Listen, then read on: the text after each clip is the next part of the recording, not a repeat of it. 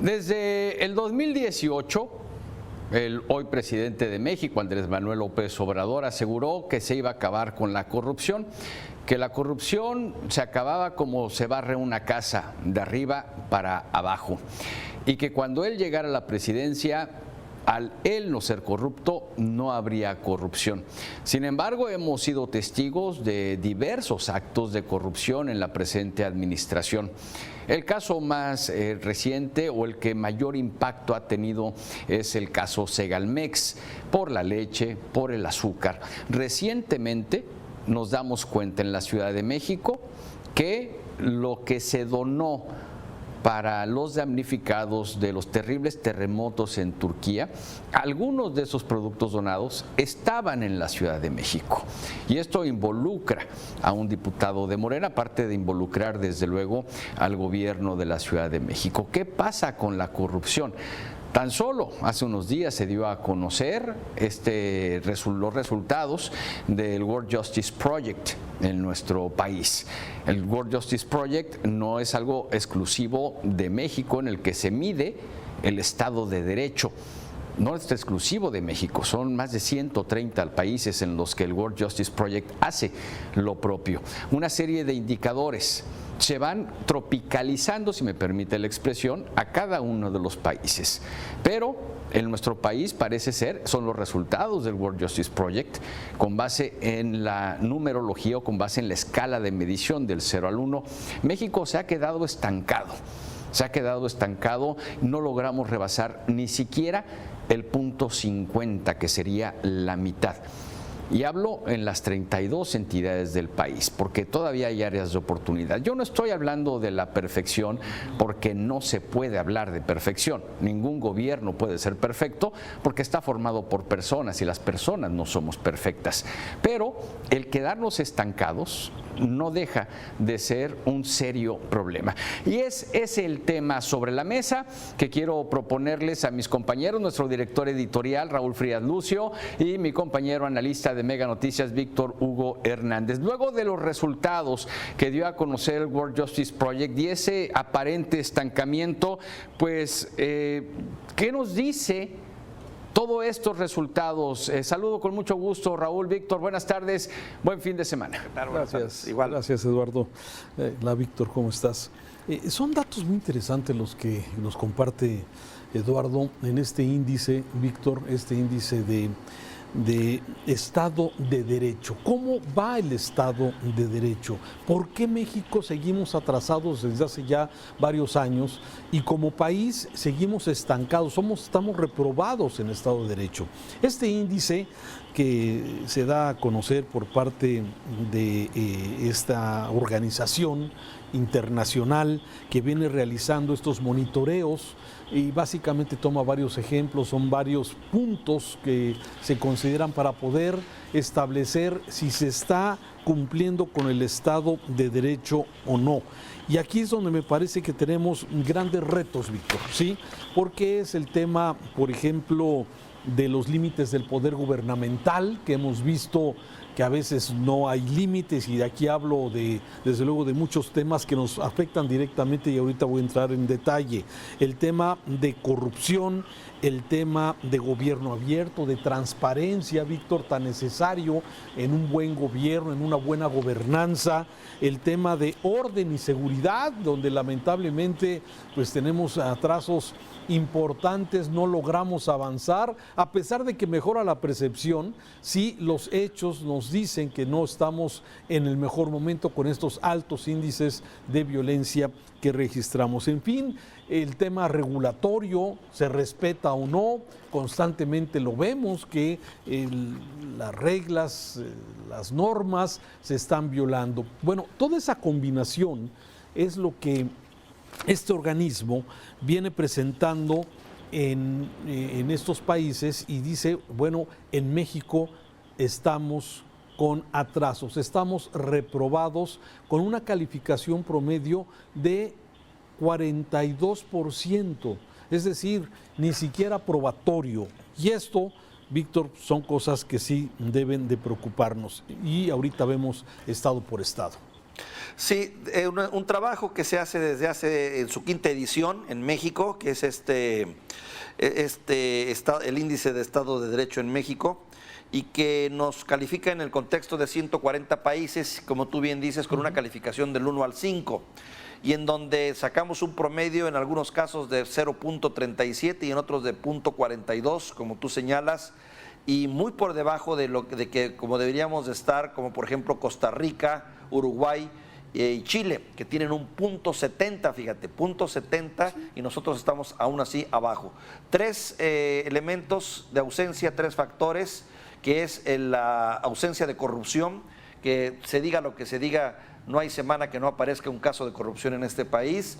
Orden y seguridad, ya sabemos cómo estamos en ese tema, Raúl, cómo hemos ido perdiendo piso, y justicia civil y penal, que tiene que ver también con la impartición de justicia.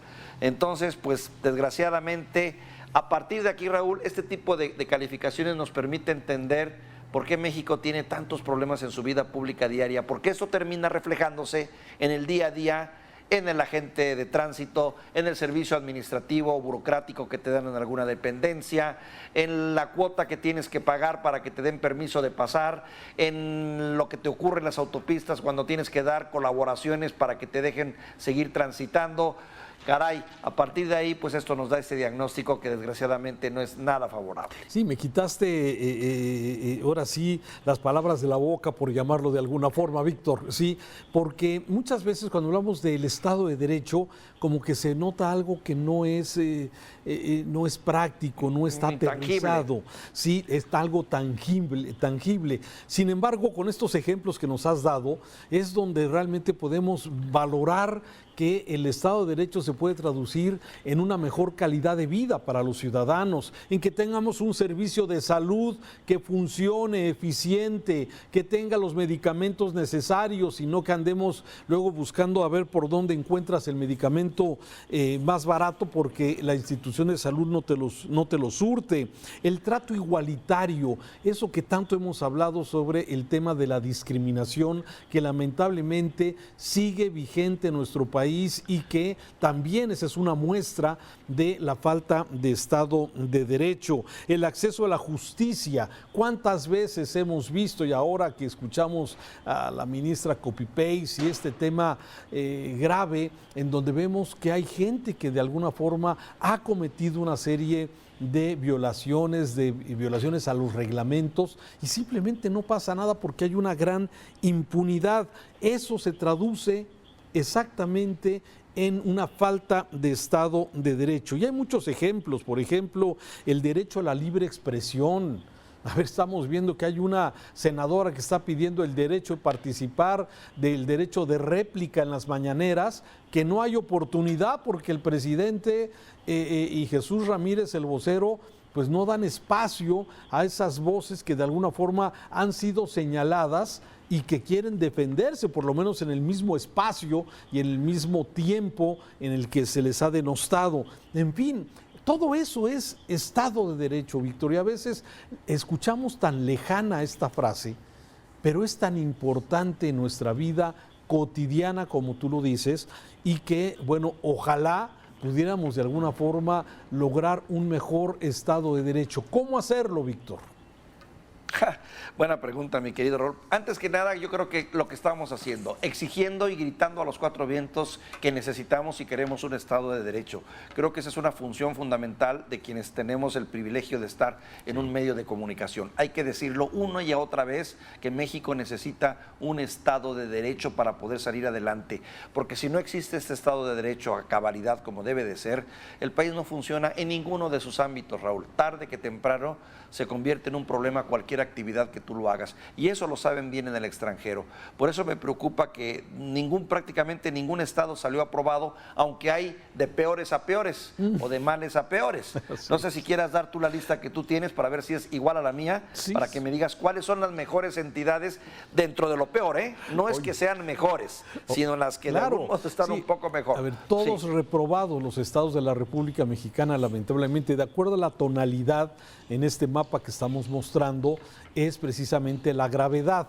Fíjate, hay estados como Querétaro, como Guanajuato, que tú dirías, oye, Guanajuato es un infierno en muchos puntos. Sin embargo, en toda esa combinación que hay entre, a ver si, entre los índices que se miden, a ver si podemos regresar a la anterior lámina, por favor, para poder ver el avance. Este es el mapa general, ¿sí? Ahí vemos los estados más en color rojo, es donde menos Estado de Derecho. Los colores amarillos, entre más transparente, entre mejor sea, es el mejor. Ahí está, Querétaro, Guanajuato, Aguascalientes, Yucatán y Sinaloa, diríamos que son los estados que a pesar de estar reprobados, como estamos viendo, ¿sí? Con calificaciones de 47, de 48, de 46, están reprobados, ¿sí?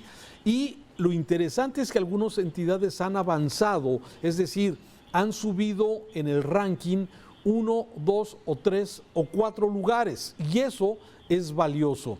Ahora, ahí podemos ver si va corriendo esta lista para ir viendo, esos son los estados entre más amarillos, en donde se apegan mejor al Estado de Derecho. Y entre el color sea más fuerte, a ver si lo podemos ver, ahí lo tiene, ¿quién es Quintana Roo?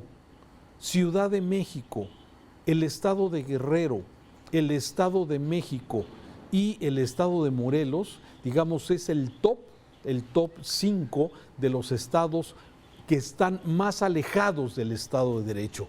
Y esto, bueno, me parece que es delicado que tenga una calificación de 36 de 100 o 30.36 de 1, que es lo mismo. Sí, me parece que estamos en una posición muy complicado. Afortunadamente este índice, Víctor, me parece que hoy en muchas entidades ya se toma como un parámetro para poder de alguna forma plantear políticas públicas que puedan de alguna forma, acciones que puedan de alguna forma mejorar esto. Y eso puede ser un buen principio, por llamarle de alguna forma, para que dentro de un año, 2, 3, 10, 15 años podamos avanzar. Es increíble, ya lo decías, hay estados, hay países, ¿sí?, de mismo Latinoamérica que están mucho mejor calificados que México actualmente por el tema de Estado de Derecho en lo que se refiere a combate a la impunidad, en donde no tienen este baño de sangre que tenemos en este país, en donde no tenemos los miles de desaparecidos que se vienen acumulando día con día en nuestro país, con hechos de abuso de autoridad como el que acabamos de ver en Laredo, en una ejecución extrajudicial, temas como el de la ministra, copy-paste, en temas donde los hechos de corrupción no se sancionan, como el caso de Sagalmex, que ya veíamos, o el tema de las donaciones que nos acabamos de enterar, que supuestamente el ciudadano dona de buena fe, y uno piensa que la autoridad va a mandar lo que el ciudadano donó a los países que se les ofreció. Todo esto forma parte de esa falta de Estado de Derecho. Y tenemos mucho que avanzar, no solamente autoridades, que son las principales responsables, también como sociedad, el ser respetuosos de la ley, el no pasarnos los altos, el no permitir, no tapar las rampas de peatonales, no estacionarnos donde no nos tenemos que estacionar, que los ciclistas circulen por donde tienen que ir, por las ciclovías o los espacios marcados. Es decir, el ciudadano tenemos que aprender también normas, cruzar en las esquinas por nuestra propia seguridad, no tirar basura en las calles. O sea, todo esto, y perdón que me esté extendiendo, pero me parece que son hechos en donde no solamente es responsabilidad de la autoridad, también sí, fíjate, de la Raúl, sociedad. Me viene a la mente ahorita, creo que fue en el periodo de Ernesto Zedillo o de López Portillo, no recuerdo bien, cuando se quitó la materia de civismo de la educación primaria, porque se consideraba una materia que no venía al caso ya a aplicar y que estaba estaba implícita en otras materias de los niños de primaria. Y qué daño se nos hizo, porque yo recuerdo, a ti te debe haber tocado esos libros de texto de civismo, en las que te enseñaban precisamente eso, a respetar a tu país, a respetar la banqueta, a limpiar tu banqueta, a cuidar que el trato a los adultos mayores, que se fue diluyendo y que forma parte de ese civismo obligado que todos deberíamos de tener. Pero también quisiera nada más comentar algo, Raúl, rápidamente.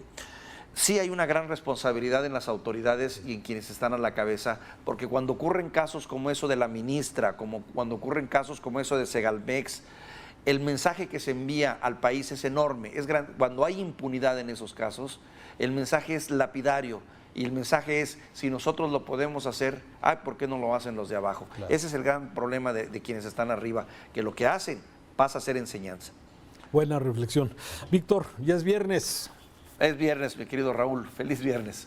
Gracias. Vamos a seguir informándole y les recuerdo que este podcast lo puede usted escuchar en nuestras diferentes plataformas, entre ellas Spotify, desde luego como siempre, también en Music, en Amazon, en fin, donde tiene usted y donde escucha su música, donde escucha sus podcasts, ahí nos puede escuchar también en este podcast que se llama El Tema sobre la Mesa de Mega Noticias. Así es que ahí lo tiene y lo invitamos para que lo escuche todos los días.